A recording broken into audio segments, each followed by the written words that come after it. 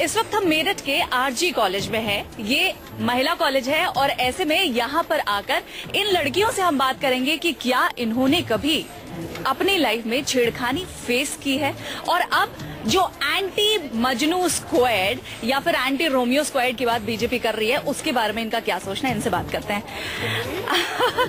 छेड़खानी के नाम से इन सबको डर लग गया है या शर्म आ रही है? हाँ, आप लोगों के साथ अभी कभी भी ऐसा हुआ है कि आप बाहर जाते हो, बाहर आप लोगों के साथ होता है? किस तरीके की छेड़खानी होती है? लड़के पीछे आते हैं, फॉलो करते हैं, नंबर वगैरह देते हैं, ये सब होता है बस। तो कभी आप लोगों ने ये किया कि उसको जवाब दो, थप्पड़ मारो? भी दिया है, थप्पड़ नहीं मारा क्योंकि बाद में वो फिर और बदतमीजी करते हैं, इसलिए थप्पड़ नहीं मारा, बट जवाब तो जरूर देते हैं। फिर भी वो आते हैं। आप लोग जब जवाब देते हैं उसके बाद भी वो लोग कुछ कहते हैं? हाँ, कमेंट वगैरह देते हैं, तब वगैरह। तो फिर क्या करते हो आप लोग? भाई बुलाते भाई को बुलाते हो? भाई को बुलाते हैं। भाई को बुलाकर फिर क्या पिटाई होती है। अच्छा, जब भाई को बुलाते हो पिटाई होती है, आप आ गया हो, उसके बाद क्या करते हैं? कभी ऐसा हुआ है कि आप लोगों को धमकाया हो या कुछ किया हो कि हम तुम्हें देख लेंगे? हाँ, ऐसा बहुत बार होता है। यस। फिर आप लोग क्या करते हो? कुछ नहीं करते और उस रास्ते से जाना बंद कर देते हैं, किसी और रास्ते से चले जाते हैं। कभी ऐसा सोचते हो कि अब हमें कॉलेज ही नहीं आना? नहीं, ऐसा लगता है कि शायद हमें लड़की नहीं होना चाहिए था, ऐसा लगता है। यस। अच्छा, आपको पता है कि मोदी सरकार ने ये बात बोली है, नरेंद्र मोदी ने ये बात बोली, अगर यूपी में उनकी सरकार बनती है तो एंटी रोमियो स्क्वाड बनेगा। मतलब ये जो मंचले हैं जो आप लोगों के साथ छेड़खानी करते हैं, उन लोगों की पिटाई होगी और क्लास लगेगी, पता है? नो मैम, ये नहीं पता। No ma'am. तो उनके मैनिफेस्टो में उन्होंने ये वादा किया है कि उनकी सरकार बनेगी तो ऐसा कुछ होगा। आपको लगता है ये आपके लिए हेल्पफुल होगा? Yes ma'am. कैसे हेल्पफुल होगा? क्योंकि फिर हमारे साथ कुछ छेड़खानी नहीं होगी ना, हम सेफ रहेंगे, आ जा सकेंगे कॉलेज में और हमारे पेरेंट्स को भी कोई प्रॉब्लम नहीं होगी हमें भेजने में। अच्छा, समाजवादी पार्टी ने भी तो एक हेल्पलाइन नंबर जारी किया था ना, 1090। आप लोगों ने अब ऐसी अगर छेड़खानी आप लोगों के साथ हुई है, आप आगे आओ, आपने शिकायत की है? आप इधर आओ। क्या हुआ था, क्या छेड़खानी हुई थी, आपने क्या शिकायत की थी? मेरी जो बड़ी सिस्टर है उनके साथ प्रॉब्लम हुई थी कि अननोन नंबर आ रहा था, तो हमने उनके पास कॉल किया तो उन्होंने कोई जवाब ही नहीं दिया था। उन्होंने मना कर दिया था कि मैम ये हम हेल्प नहीं कर पाएंगे। मतलब हमें जानना था वो कि किस कॉन्टेक्ट नंबर है। कौन से नंबर पे आपने कॉल किया था? 1090 पर। हाँ, कब किया था, कब की बात है? लास्ट ईयर की बात। Yes ma'am. हाँ, क्या कहा उन्होंने?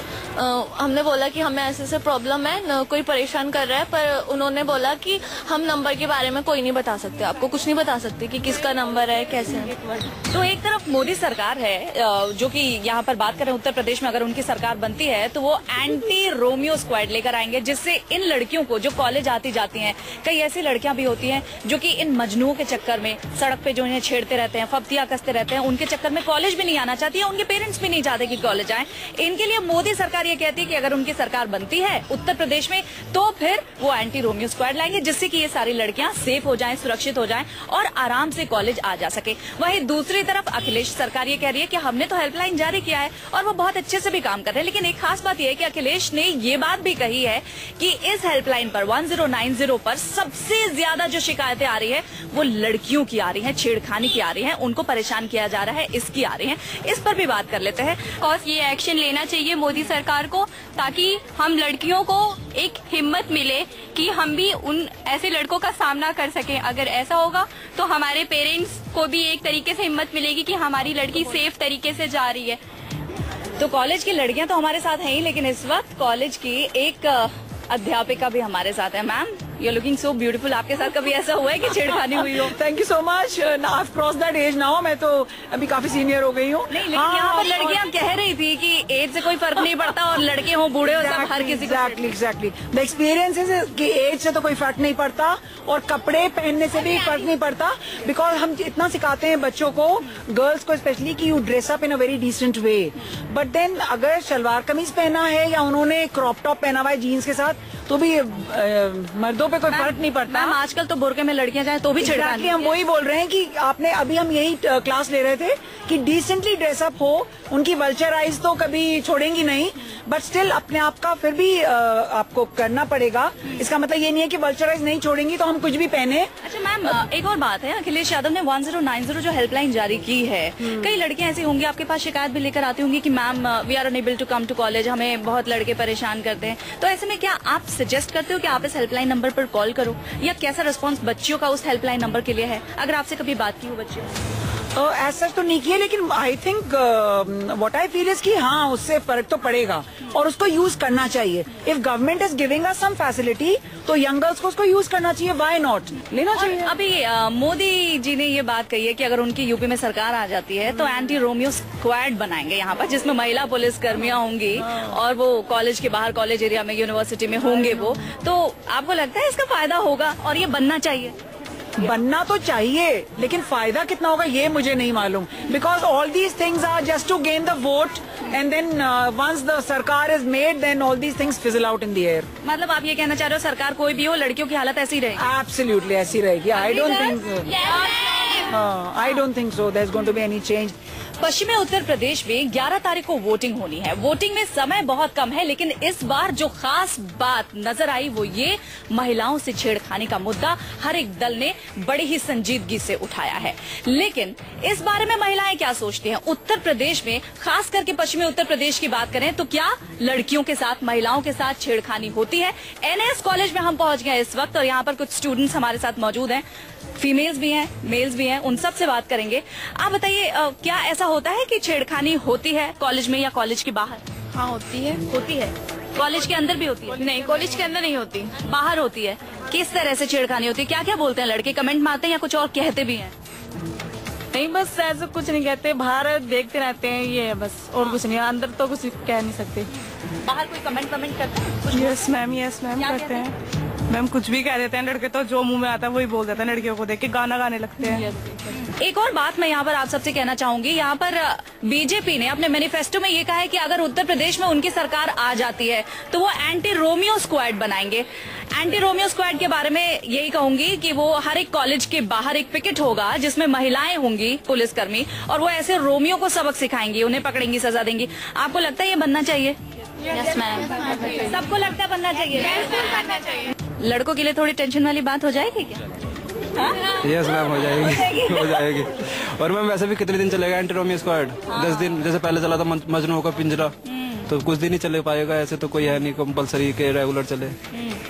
तो एंटी रोमियो स्क्वाड बनेगा भी तो कोई टेंशन की बात नहीं है? नहीं है, कोई टेंशन की बात कोई टेंशन की बात नहीं है। खुलेआम घूमेंगे जैसे अभी घूम रहे हैं, कमेंट मारेंगे? नहीं, फिर अपना दायरे में रहेंगे। दायरे में रहेंगे तो दायरे में तो बिना एंटी रोमियो स्क्वाड के भी रहा जा सकता है। अच्छा आप लोग बताओ, एंटी रोमियो स्क्वाड बनेगा तो क्या ये लड़के आ जाएंगे काबू में या नहीं आ पाएंगे? थोड़ा डर तो रहेगा कि हम कुछ कहेंगे तो हमारी कंप्लेंट होगी, थोड़ा उनको डर रहेगा इस करने, सोचने से पहले, कुछ भी चीज बोलने से पहले वो सोचेंगे कुछ भी बोलने से पहले। यस मैम, नहीं कह देंगे, ऐसे कोई फर्क नहीं पड़ेगा। अच्छा तो ये है ना, अपनी फैमिली मेंबर्स को बताओ, वो ज्यादा अच्छे से मतलब।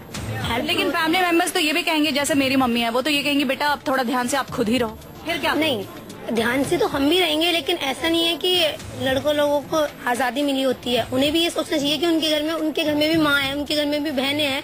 उन्हें ये भी तो सोचना चाहिए कि तू आज जिसे छेड़ रहा है वो उसकी बहन, उसका कोई भाई हो, वो भी तो तेरी बहन को छेड़ सकता है। अच्छा, लड़कों की जब बात हुई तो लड़कों से ही पूछ लेते हैं। आप बहुत जोर जोर से ताली बजा रहे हैं, आप ये बताइए लड़के ऐसा सोचते क्यों नहीं है कि ये भी किसी की बहनें होंगी? मैम मैं इस बारे में कुछ नहीं कह सकता। मैं आपसे थोड़ी पूछ रही हूँ, मैं पूछ रही हूँ बाकी लड़के ऐसा क्यों नहीं सोचते? चलिए भाई, आप किसी को नहीं छेड़ते, ठीक है, समझ गए हम। बाकी लड़के जो छेड़ते हैं वो ऐसा क्यों नहीं सोचते? शायद उनके घर में माँ बहन नहीं होती होगी। हमारे साथ इस वक्त इकोनॉमिक्स के एक सर भी हैं। सर प्लीज आगे आइए, सर प्लीज आगे आइए।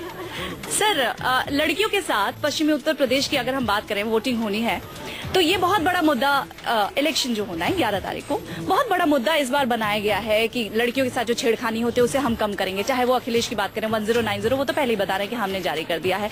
और बीजेपी कह रही है अपने मैनिफेस्टो में कि अगर हमारी सरकार बनती है तो एंटी रोमियो स्क्वाड बनाएंगे, ताकि लड़कियां जो यहाँ पर पढ़ती हैं, जिन्हें दिक्कत होती है, परेशानी होती है छेड़खानी से, बाहर जाके एडमिशन लेती हैं या पेरेंट्स चाहते हैं कि वो कॉलेज ना जाए, तो उस पर आसानी होगी। आपको लगता है ऐसा कुछ होगा या सिर्फ ये पॉलिटिकल पार्टीज का हथकंडा है वोट पाने के लिए? ये पॉलिटिकल पार्टीज की कमजोर सोच दिखाती है, क्योंकि ये जो लड़कियों के साथ बेहूदगी होती है, ये लॉ एंड ऑर्डर इशू नहीं है, ये हमारे सोशल वैल्यूज का इशू है। हमारे कॉलेज को ले लें तो इसमें बाय एंड लार्ज लड़कियों के साथ, लड़कियां अगर आप पूछ लीजिएगा, मेरी बात को वेरीफाई कर लीजिए, बाय एंड लार्ज सेफ महसूस करती हैं। क्यों महसूस करती हैं? कि हम क्लास में और अदरवाइज भी इस बात पे स्ट्रेस देते हैं कि जेंडर इक्वेलिटी और जेंडर एम्पावरमेंट शिक्षा का एक बहुत बड़ा उद्देश्य है। तो अगर सामाजिक रूप से जागृति बढ़ाई जाए, लड़कियां एम्पावर की जाएं, उनका शिक्षा में, स्वास्थ्य में, डिसीजन मेकिंग में उनका हाथ हो, तो ये रोमियो स्क्वाड वगैरह जरूरत ही नहीं पड़ेगी। बड़ा सवाल तो ये भी है कि 70-75 साल आजादी के बाद भी जब हम ये बात कर रहे हैं, आगे कितने सालों तक इस बारे में हम बातचीत करेंगे?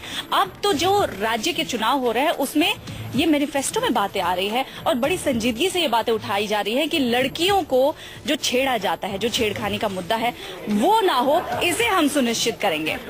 ये इस कॉलेज के, एनएससी कॉलेज की बात हो गई। यहाँ पर कुछ लड़कियां ये कहती हैं कि उन्हें 1090 अखिलेश की हेल्पलाइन से बहुत मदद मिली है। वहीं कुछ लड़कों ने ये बताया कि उनके कुछ रिश्तेदारों को 1090 से किसी भी तरीके की कोई हेल्प नहीं मिली। लेकिन हाँ, anti Romeo squad, Narendra Modi का जो प्रॉमिस है, उनके मैनिफेस्टो में जो ये बात की गई है बीजेपी के, उसके बारे में एक मत यहाँ पर सब कह रहे हैं कि एंटी रोमियो स्क्वाड से उन्हें फायदा जरूर होगा।